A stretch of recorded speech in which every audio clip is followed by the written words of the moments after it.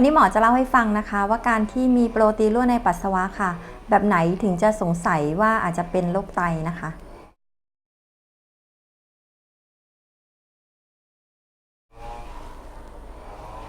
เรียนรู้เรื่องไตกับหมอไตทางช anel นี้นะคะหมอไตให้คำตอบโดยแพทย์หญิงกัญญมลค่ะแล้ววันนี้ค่ะหมอจะเล่าให้ฟังนะคะสำหรับใครค่ะที่ตรวจปัสสาวะแล้วเจอโปรตีนรั่วในปัสสาวะค่ะ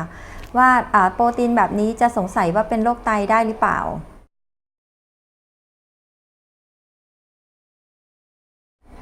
ขั้นแรกเลยนะคะเวลาที่หมอตรวจปัสสาวะมาแล้วเจอโปรตีนรั่วในปัสสาวะค่ะจะต้องดูก่อนนะคะว่าอาจจะเป็นสาเหตุอื่นที่คนไข้ไม่ได้เป็นโรคไตค่ะมีภาวะบางอย่างที่จริงแล้วคนไข้ไม่ได้มีโปรตีนรั่วในปัสสาวะนะคะแต่ว่าการแปลผลจะแปลผลว่ามีโปรตีนรั่วออกมาในปัสสาวะนะคะอย่างเช่นว่าคนไข้มี pH ของตัวปัสสาวะเป็นด่างที่มากๆหรือว่าในช่วงนั้นคนไข้มีการตรวจปัสสาวะแล้วเจอเม็ดเลือดแดงในปริมาณค่อนข้างมากนะคะหรือว่าเจอเม็ดเลือดขาว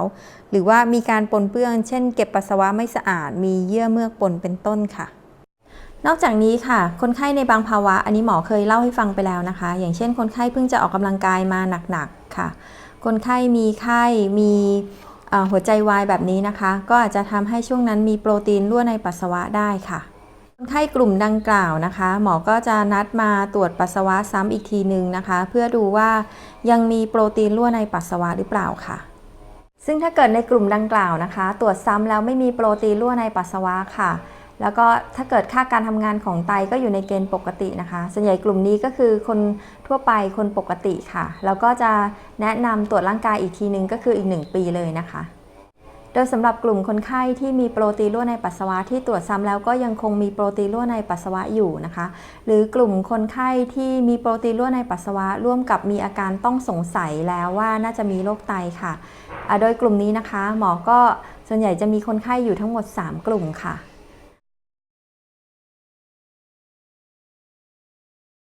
โดยกลุ่มแรกนะคะก็คือกลุ่มที่หมอเคยเล่าไปแล้วนะคะเช่นในกลุ่มที่เรียกว่าไตรั่วไตอักเสบค่ะคนไข้กลุ่มนี้ค่ะมักจะมาด้วยอาการบวมแบบบวมไตนะคะบวมขาบวมเท้า2 ข้างค่ะแล้วก็เป็นลักษณะบวมกดบุ๋มค่ะตรวจปัสสาวะมาก็จะเจอโปรตีนรั่วในปัสสาวะแล้วก็อาจจะเจอเม็ดเลือดแดงรั่วในปัสสาวะด้วยนะคะในกลุ่มนี้ค่ะเราก็จะแนะนำการตรวจปัสสาวะแล้วก็บางทีหมอก็จะแนะนำตรวจเป็นตรวจปัสสาวะ24 ชั่วโมงเพื่อยืนยันอีกทีนึงนะคะว่าปริมาณปัสสาวะที่แน่นอนอันนี้คือวิธีมาตรฐานนะคะว่าเป็นปริมาณเท่าไหร่ค่ะ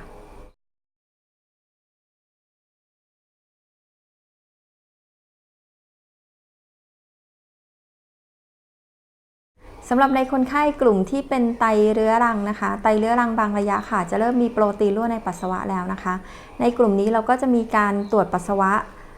เพื่อจะดูโปรตีนรั่วในปัสสาวะเช่นกันนะคะโดยในคนไข้กลุ่มนี้ค่ะเราก็จะแนะนำตรวจหาปริมาณโปรตีนในปัสสาวะนะคะก็คือการตรวจตอนเช้าเพียงครั้งเดียวค่ะ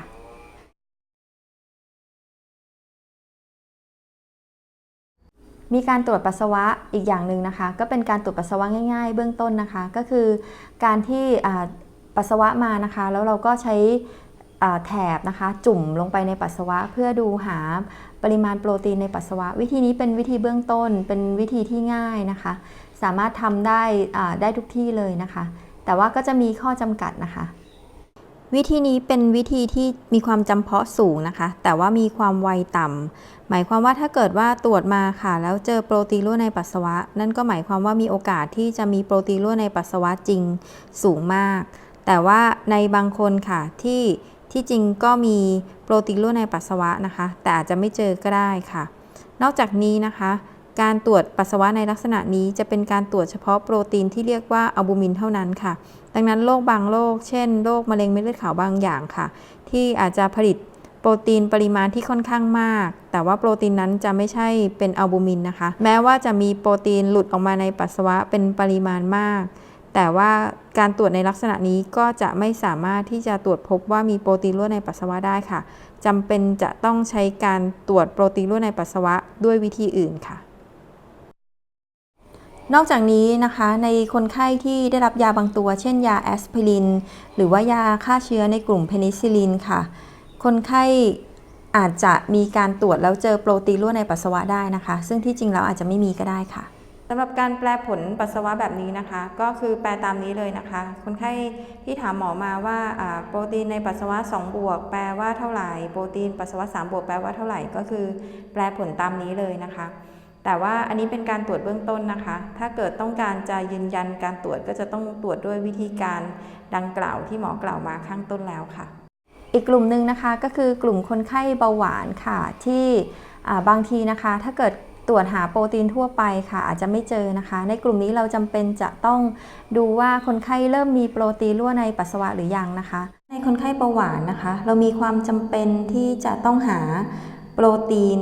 ในปัสสาวะในระยะต้นๆนะคะซึ่งการหาโดยวิธีนี้เราก็จะหาโปรตีนตัวหนึ่งก็คือโปรตีนที่เรียกว่าอัลบูมินดังนั้นในคนไข้เบาหวานค่ะจะมีการตรวจอัลบูมินในปัสสาวะนะคะเพื่อดูว่าเริ่มมีเบาหวานลงไตในระยะต้นๆหรือยังประโยชน์ก็คือเพื่อที่จะรับการรักษาเพื่อที่จะติดตามผลการรักษาเพื่อชะลอการเสื่อมของไตนอกจากนี้นะคะการมีอัลบูมินรั่วในปัสสาวะหรือยังหรือว่ามีมากน้อยเท่าไหร่ค่ะเป็นตัวบอกตัวหนึ่งนะคะสำหรับโรคอื่นเช่นโรคหัวใจโรคหลอดเลือดและนี่ก็เป็นการตรวจปัสสาวะในลักษณะต่างๆเพื่อยืนยันว่ามีปัญหาเกี่ยวกับเรื่องไตหรือเปล่านะคะ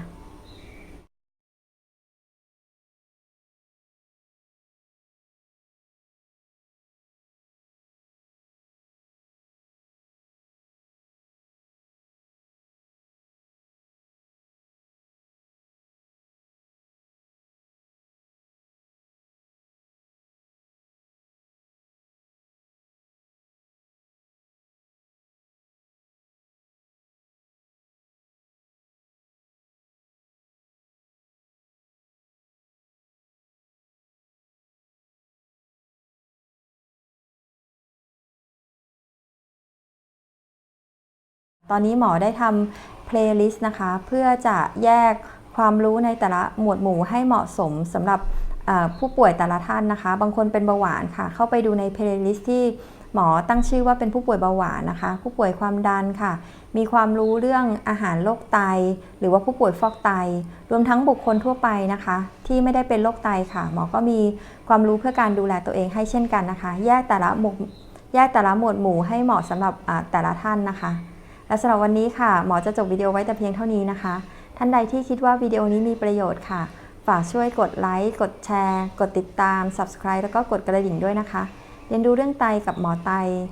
ตให้คำตอบโดยแพทย์หญิงกัญญมลสวัสดีค่ะ